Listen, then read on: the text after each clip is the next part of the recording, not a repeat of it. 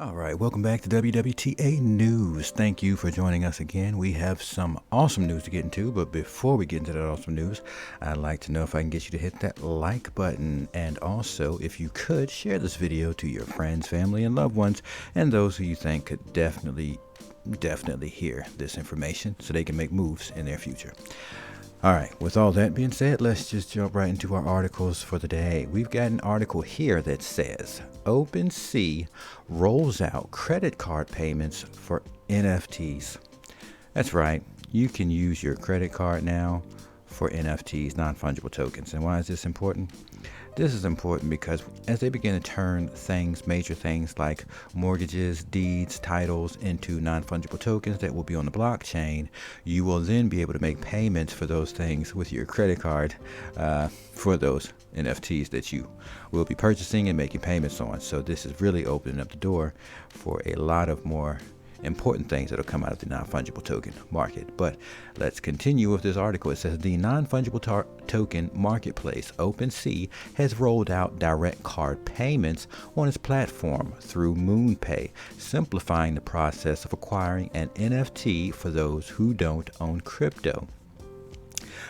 Says here collectors will be able to pay directly via Visa, MasterCard, American Express, Apple Pay, Google Pay, among other methods, without having to convert to specific cryptocurrencies first, a MoonPay spokesperson told The Block. The move is set to expand the marketplace's customer base to more non-crypto natives. All right, so I mean, they're opening the door just to bring more people in. In the end, we're really going to end up just using these digital assets, or not assets, these digital payment systems, right? These electronic cash, electronic monies through this digital system, which we know is the blockchain, which is Web3, the layer over top of the internet that allows these payments to go through. So that's all we're looking at when we look at this. So it's kind of just letting us know that these big boys, right? Visa, MasterCard, American Express, Apple Pay, Google Pay, these big boys are in the game, and they're setting up to start accepting these payments through their systems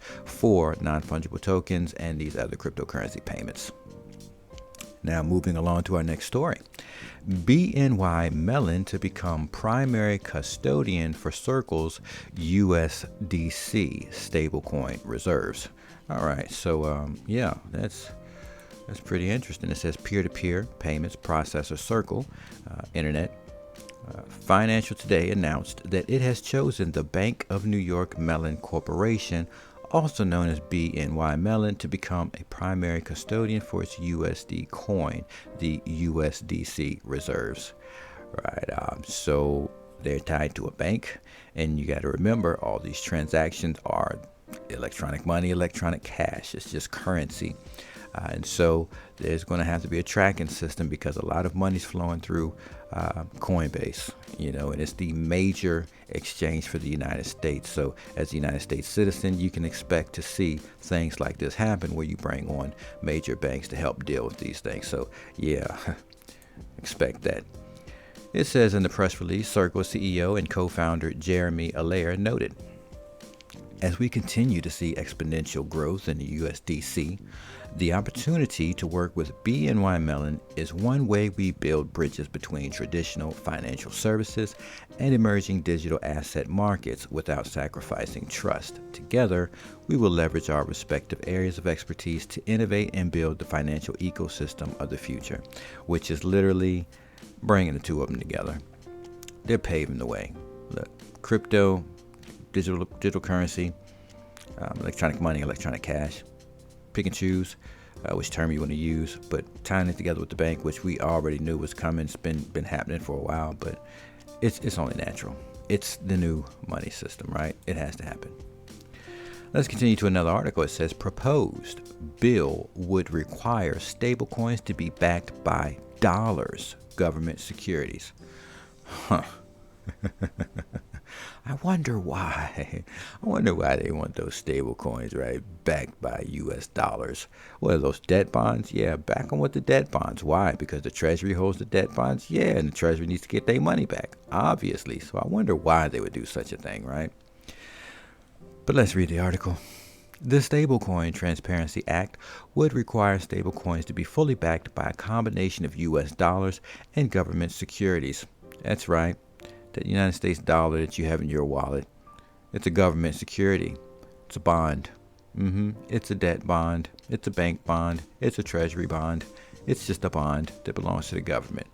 But let's continue. So it says, the Stablecoin Transparency Act would require stablecoins to be fully backed by a combination of U.S. dollars and government securities with maturities less than 12 months, maturing less than 12, right? i.e. bonds.